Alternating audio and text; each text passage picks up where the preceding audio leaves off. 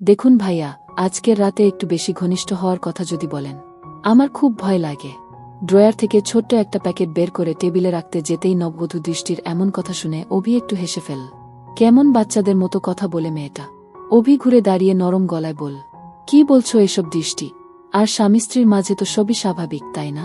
দৃষ্টি চোখ নিচু করে বলল, তবুও আমি এসব করতে পারবো না। আমার ভালো লাগে না। আচ্ছা ঠিক আছে, ওসব এখন করতে হবে না, বলে অভি চেয়ার টেনে দৃষ্টির সামনে বসল।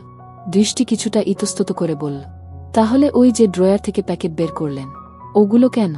আমি জানি এগুলো কি কাজে লাগে, ভাবি একদিন বলেছিল। অভি হেসে বলল, যেভাবে তোমাকে ভাবি বলেছে, আমাকেও এক বন্ধু মজা করে দিয়েছিল। এর বেশি কিছু না। লাল শাড়িতে লাজুক মুখের দৃষ্টি যেন স্বর্গের কোনো অপ্সরা। তার চোখে এখনো ভয় আর অচেনা এক সংকোচ।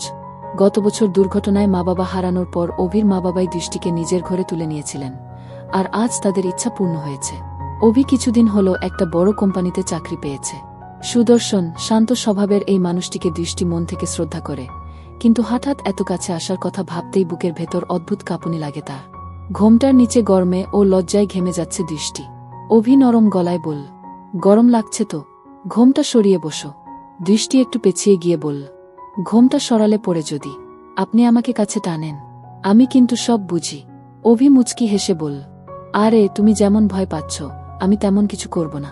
শুধু স্বাভাবিকভাবে কথা বলবো, একে অপরকে বুঝো। দৃষ্টি চুপ করে রিল। ঘরটা যেন নিস্তব্ধ হয়ে গেল। বাইরের হালকা বাতাসে পর্দা দুলছে, অথচ তাদের দুজনের চোখে অদ্ভুত এক টান, যেন কিছু না বলেও অনেক কিছু বলা হয়ে যাচ্ছে। ঘড়ির কাঁটা রাত 12টার কাছাকাছি। ঘরে হালকা আলো, বাইরে থেকে চাঁদের আলো এসে পড়েছে জানালা দিয়ে। দৃষ্টি চুপচাপ বিছানার একপাশে বসে আছে, ঘোমটা কপাল থেকে খানিকটা নেমে এসেছে। হাতে কাচের চুড়িগুলো মৃদু শব্দ করছে, কিন্তু তার চোখে স্পষ্ট ভয় আর লজ্জা। অভি বিছানার অপর পাশে এসে বসল, কিন্তু খুব কাছে নয়। এভাবে চুপ করে থাকছ কেন? আজ তো আমাদের প্রথম রাত, কথা তো বলো। দৃষ্টি মাথা নিচু করল, জানি না কি বলব, সবকিছু আমার কাছে নতুন। অভি নরম গলায় বলল, নতুন বলেই তো ধীরে ধীরে অভ্যস্ত হয়ে উঠতে হবে। আমি তোমাকে কখনো জোর করব না, কিন্তু তোমাকে বুঝতে চাই। দৃষ্টি একটু অবাক হয়ে তাকাল অভির দিকে। তার চোখে যেন আন্তরিকতার এক আশ্বাস আছে।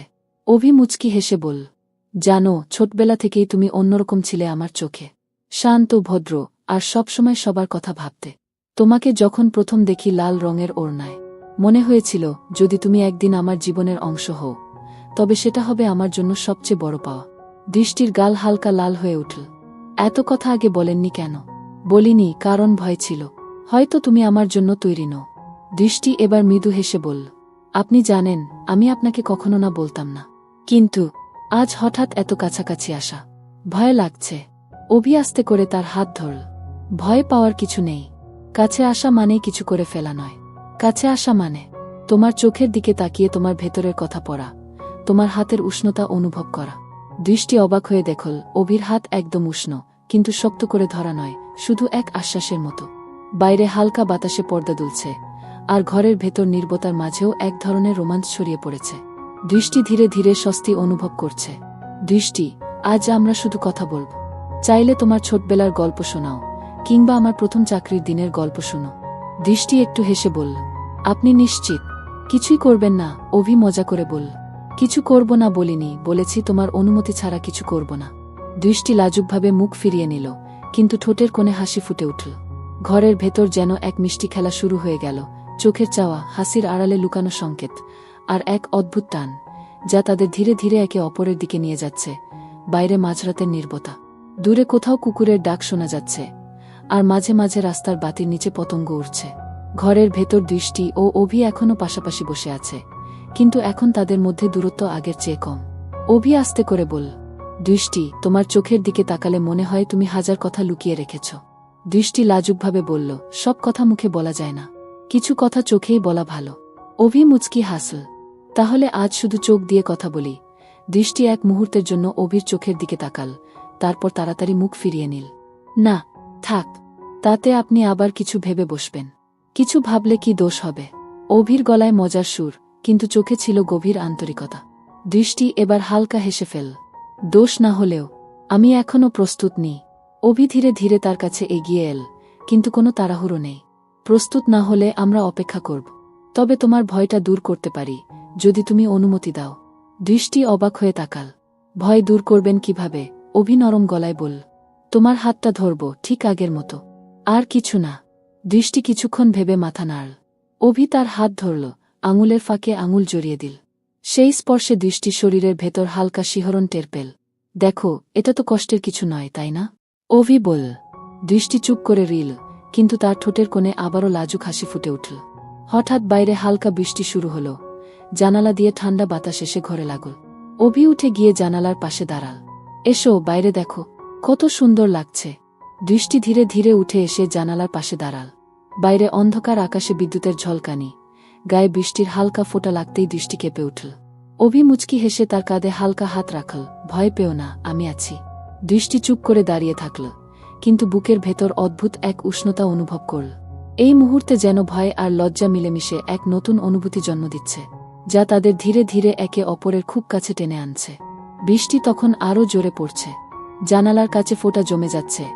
মাঝে মাঝে বিদ্যুতের আলোয় বাইরে ঝাপসা শহর দেখা যায়।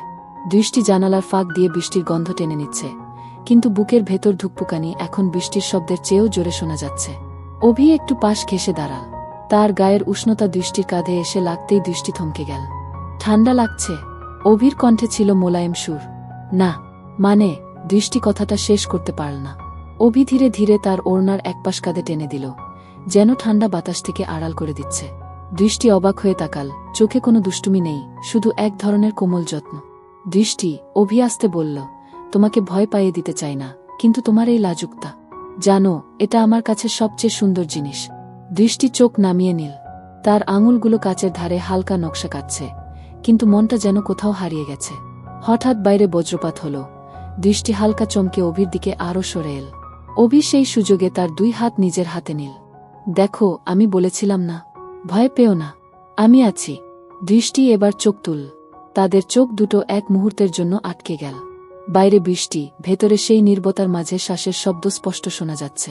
অভি মৃদু হেসে বলল, যদি বলি এই মুহূর্তটা যেন থেমে যায়, শুধু আমরা দুজন থাকি, বাকি সব হারিয়ে যাক, তুমি কি রাজি হবে? দৃষ্টি কিছু বলল না, শুধু চোখে এক অদ্ভুত সম্মতি ফুটে উঠল। বৃষ্টি তখন আরও জোরে নামছে, কিন্তু ঘরের ভেতর যেন সময় ধীরে ধীরে গা হয়ে আসছে, যেখানে ভয় আর লজ্জা মিলেমিশে জন্ম দিচ্ছে এক মিষ্টি, গভীর রোমাঞ্চের দিকে। বৃষ্টির শব্দ যেন আরও ঘন হয়ে এসেছে। জানালার কাছে জলের ফোঁটা টুপটাপ গড়িয়ে পড়ছে। মাঝে মাঝে বজ্রপাতের আলো এসে ঘরের ভেতরকে এক মুহূর্তের জন্য আলোকিত করে দিচ্ছে। দৃষ্টি এখন অভির খুব কাছেই দাঁড়িয়ে। আগে যে ভয়টা ছিল, তা যেন একটু একটু করে মিলিয়ে যাচ্ছে। তার জায়গা নিচ্ছে এক অচেনা টান, যা তাকে না চাইলেও অভির দিকে টেনে নিচ্ছে। অভি নরম গলায় বলল, আজ তোমাকে দেখে মনে হচ্ছে তুমি ভয় পেয়ে থাকলেও আমার উপর বিশ্বাস রাখতে শুরু করেছ। দৃষ্টি চোখ নামিয়ে ফিসফিস করে বলল, বিশ্বাস তো আছে, শুধু মনে হয় সবকিছু খুব হঠাৎ হয়ে যাচ্ছে। অভি ধীরে ধীরে তার হাত ধরল। এবার আর দৃষ্টি হাত সরাল না। জানালার বাইরে বৃষ্টি, ভেতরে তাদের শ্বাসের শব্দ মিশে যাচ্ছে। দৃষ্টি, আমি তোমার হাত ছাড়ব না, যতক্ষণ না তুমি নিজে ছাড়তে বলো। অভির কণ্ঠে ছিল দ্বিধা, কিন্তু তাতে ছিল একরাশ কোমলতা। দৃষ্টি মাথা তুলল, অভির চোখে চোখ রাখল। এই দৃষ্টিতে কোনো ভয় নেই, বরং যেন কৌতূহল মিশে আছে। অভি মৃদু হাসল। জানো, তোমার চোখে এই ভেজা আলো আমার কাছে সবচেয়ে সুন্দর দৃশ্য। দৃষ্টি কিছু বলতে যাচ্ছিল, কিন্তু ঠিক তখনই বিদ্যুতের শব্দে চমকে উঠে একটু সরে এসে অভির বুকে ঠেকল। অভি থামাল না, শুধু আস্তে করে তার ওড়নার প্রান্ত ঠিক করে দিল, যেন ঠান্ডা না লাগে। বৃষ্টি তখন জানালায় আছড়ে পড়ছে, কিন্তু ঘরের ভেতরে নীরবতা আরও গভীর হয়ে উঠছে। অভি ধীরে ধীরে বলল, দৃষ্টি, যদি বলি আজ আমরা কিছু কথা জমা রাখব না, সব খুলে বলব, তুমি কি রাজি? দৃষ্টি হালকা মাথা নাড়ল। রাজি, কিন্তু আগে আপনি বলুন। অভি নরম গলায় নিজের অনুভূতির কথা বলতে লাগল, কিভাবে ছোটবেলা থেকে দৃষ্টিকে ভিন্নভাবে দেখেছে, কিভাবে তাকে হারানোর ভয় সবসময় মনে ছিল। দৃষ্টি একদম চুপ করে শুনছিল, যেন প্রতিটা শব্দ নিজের ভেতরে টেনে নিচ্ছে। একসময় অভি থামল, তার হাত থেকে আলতো করে দৃষ্টির আঙুলগুলো জড়িয়ে ধরল। এবার তোমার পালা। দৃষ্টি ধীরে বলল, আমি ভয় পাই, কিন্তু আপনার কাছে থাকলে সেই ভয় কমে যায়।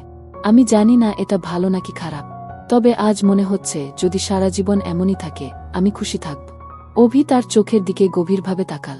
এই চোখের ভেতরে যে কথা, তা কোনো শব্দে বোঝানো যায় না। বৃষ্টি তখনও পড়ছে, কিন্তু তাদের ভেতরে যেন অন্য এক স্রোত বইছে, যা লজ্জা, ভয় আর মিষ্টি রোমাঞ্চে ভরা। বৃষ্টি তখন একটু থেমেছে, কিন্তু জানালার কাছে এখনও ফোঁটা গড়িয়ে পড়ছে। ঘরের বাতাসে এক অদ্ভুত ভারী নীরবতা। হঠাৎ দৃষ্টি যেন কেঁপে উঠল। অভি অবাক হয়ে তাকাল। কি হয়েছে? দৃষ্টি কিছু বলল না, শুধু একদম সাদা হয়ে যাওয়া মুখে তাকিয়ে রিল দরজার দিকে। দৃষ্টি, বলো তো কি হয়েছে? না, কিছু না, দৃষ্টি গলা শুকিয়ে যাওয়া স্বরে বলল, কিন্তু চোখে ভয় পরিষ্কার। অভি কাছে এগিয়ে আসতেই হঠাৎ দৃষ্টি জোরে চিৎকার করে উঠল। কেউ আছেন? প্লিজ। চিৎকার এত হঠাৎ ছিল যে অভিও কিছুক্ষণ হতভম্ব হয়ে গেল। তারপর সে দরজার দিকে তাকাল। কেউ নেই। বাইরে বারান্দা ফাঁকা, কেবল দূরে ছাদের কার্নিশ থেকে জল পড়ছে টুপটাপ শব্দে। তুমি চিৎকার করছো কেন? বাইরে কেউ নেই তো। অভির গলায় বিস্ময় আর আতঙ্ক মিশে আছে। দৃষ্টি হাঁপাচ্ছে, চোখে পানি এসে গেছে। আমি মনে করেছিলাম কেউ যেন জানালার পাশে দাঁড়িয়েছিল। অভি তাড়াতাড়ি জানালার কাছে গেল। বাইরে অন্ধকার, কেবল গলির বাতির নিচে ঝাপসা বৃষ্টির ধারা। এখানে কেউ নেই দৃষ্টি। হয়তো তোমার ভুল লাগছে। দৃষ্টি মাথা নাড়ল। না, আমি স্পষ্ট দেখেছি, কালো ছায়ার মতো। আর সেই ছায়া আমার দিকে তাকিয়েছিল। অভি চুপ করে গেল।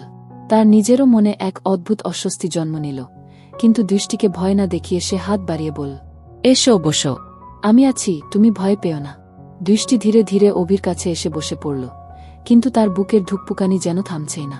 বাইরে আবার হালকা বাতাস উঠেছে, পর্দা দুলছে। দৃষ্টি কেঁপে উঠল।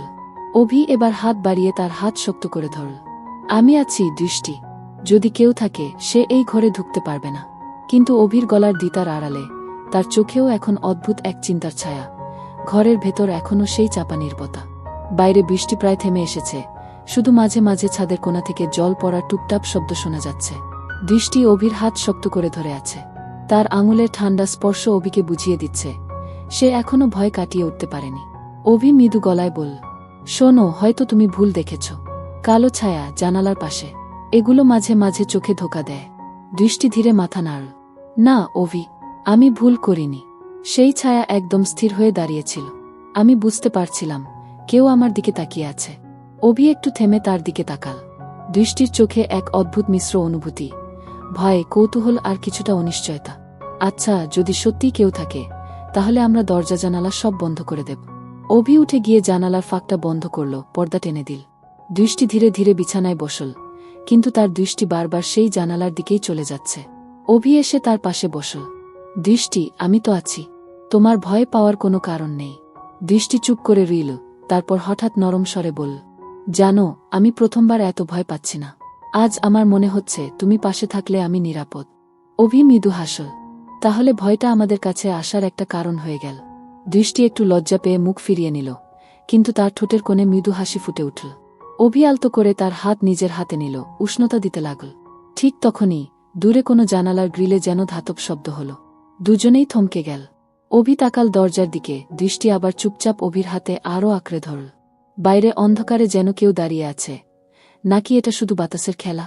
অভি তার কণ্ঠ ধীর করে বলল, দৃষ্টি, আমি আছি। যতক্ষণ আমি আছি তোমার কিছু হবে না। দৃষ্টি এবার কোনো উত্তর দিল না, শুধু তার মাথা অভির কাঁধে হেলিয়ে দিল। ঘরের ভেতর ভয় আর এক মিষ্টি রোমাঞ্চের অদ্ভুত মিশ্র অনুভূতি ছড়িয়ে পড়ল। ঘরটা বেশ সেদিনের মতো অন্ধকার, জানালা বন্ধ, আর জানালার বাইরে ঝড় বৃষ্টি থেমে গেছে। কিন্তু দৃষ্টির হৃদয়ের ভিতর এক অদ্ভুত উত্তেজনা কাজ করছে, যা সে আগে কখনো অনুভব করেনি। হঠাৎ অভি কানে এক অদ্ভুত শব্দ শুনল। দূর থেকে যেন কোনো ফিসফিসানির মতো শব্দ আসে। সে দৃষ্টির হাত ধরে উঠে দরজার কাছে গেল। দুজনে একসাথে দরজা খুলে বাইরে তাকালো, কিন্তু কিছুই দেখা গেল না, শুধু রাতে গা অন্ধকার আর কেবল বাতাসের মৃদু শব্দ। দৃষ্টি ধীরে বলল, হয়তো সবই আমার কল্পনা ছিল, হয়তো আমি একা ভয় পেয়েছিলাম। অভি একদিকে হাসল, একদিকে বলল, কল্পনা বা বাস্তবতা যাই হোক, আজ রাতে তোমার পাশে থাকতে পেরে ভালো লাগলো। দৃষ্টি তখন একটুখানি হাসল, সেই লজ্জা ও শিহরণ মিশানো হাসি, যা অভির হৃদয় ছুঁয়ে গেল। বিছানায় ফিরে এসে অভি বলল, জীবনে যত রহস্যই থাকুক, আমরা একসাথে থাকলে সব পারব। দৃষ্টি চোখ বন্ধ করে বলল, আমি জানি, আর আজ থেকে আমি আর ভয় পাব না। ঘরের ভিতরে তখন এমন এক শান্তি নেমে এল, যা দুইজনের মধ্যে নতুন এক বন্ধনের সূচনা করল। আপনাদের সবাইকে অনেক ধন্যবাদ এই গল্পটি শোনার জন্য। যদি আপনাদের ভালো লাগে, তাহলে নিচে লাইক দিতে ভুলবেন না। নতুন গল্প পেতে সাবস্ক্রাইব করুন আর শেয়ার করুন বন্ধুদের সাথে। আপনাদের ভালোবাসা আর সাপোর্ট ছাড়া আমরা এগোতে পারব না। পরের গল্পে আবার দেখা হবে, তখন পর্যন্ত ভালো থাকুন, নিরাপদ থাকুন।